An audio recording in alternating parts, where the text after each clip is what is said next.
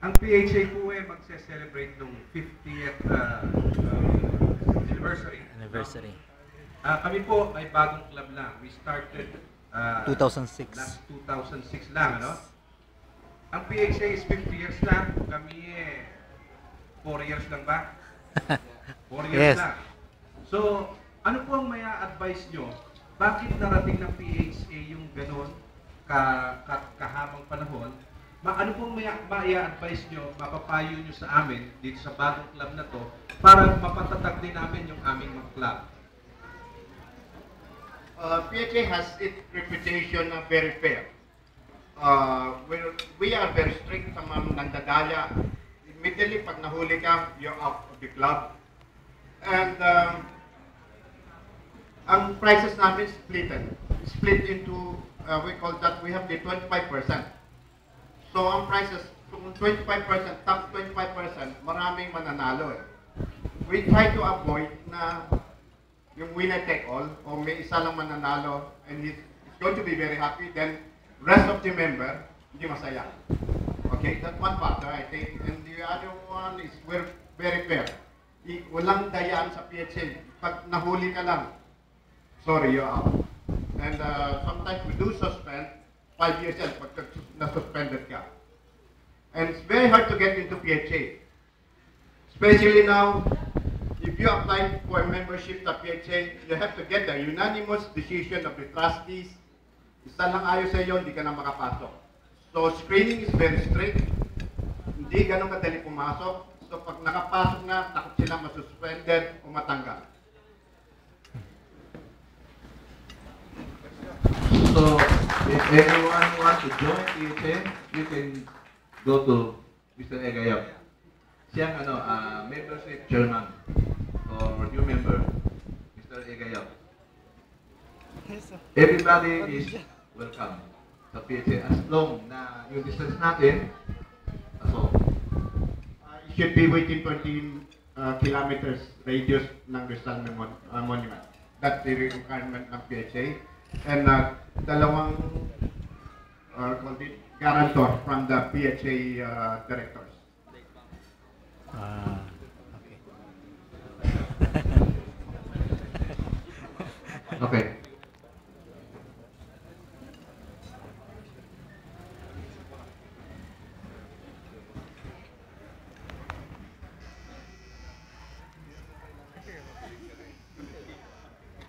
Good evening po sa lahat, mga sir.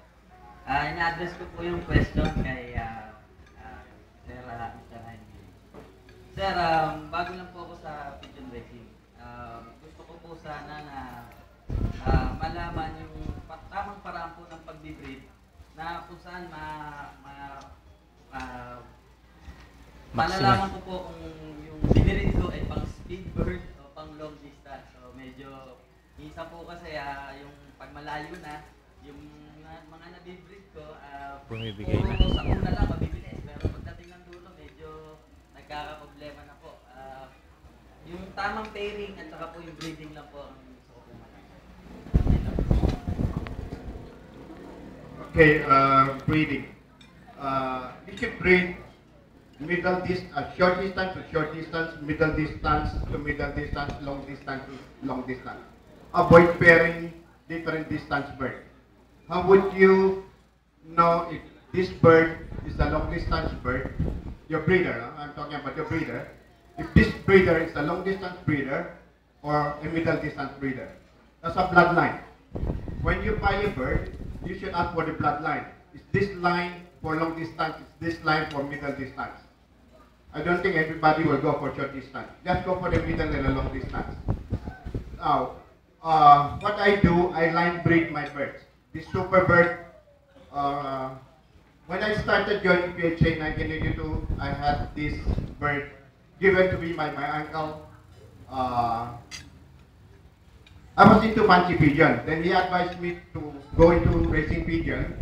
So he gave me 20 birds. My uncle's Victor Lee. He's no longer involved in this sport, but I owe everything to him. He gave me the best bird.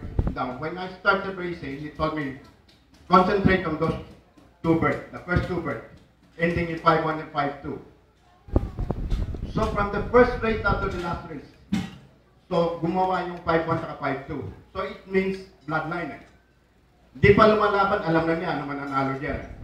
So that came into my mind, it's the bloodline. So kailangan concentrate on breeding. So I focus on crack 52 because yung crack 51, the 51, nailaban ko sa Basco, nawala. Pero naitabi ko si crack 52. So I lined with crack 52. Up to this day, I still have, would say, almost 99% of the pure line ng crack 52. From there, I outcrossed with crack 52 is more or less middle to long distance. So I line breed this crack 52 line, then I outcross two other lines. My root tester, the San Francisco champion, is a crosses between crack 52 and a DeWitt Van Gunderen. So from outcross, kasi maging consistent ka, pag you have a line breed bird, may string ka na, may kanyang linya. If anybody here nasa sa cockfighting, you'll know yung linya. That's what they call linya. If you have a line, mas consistent ang bird nyo. If pag wala kang linya, maybe out of 10 birds, isa ko gagawa o dalawa lang. But if you have a line, I can assure you at least 6 to 7 to 8 birds gagawa. Mas consistent sila pag may linya ka. Iniwan. Pare, mas marami kang alam eh. So, kayo na sila magtatanong. Ano na kami rito advisor? Nakasagot sa akin, no? Sa akin kayo magtanong. Sa kalapati sa kanya. Yes. Okay, come on.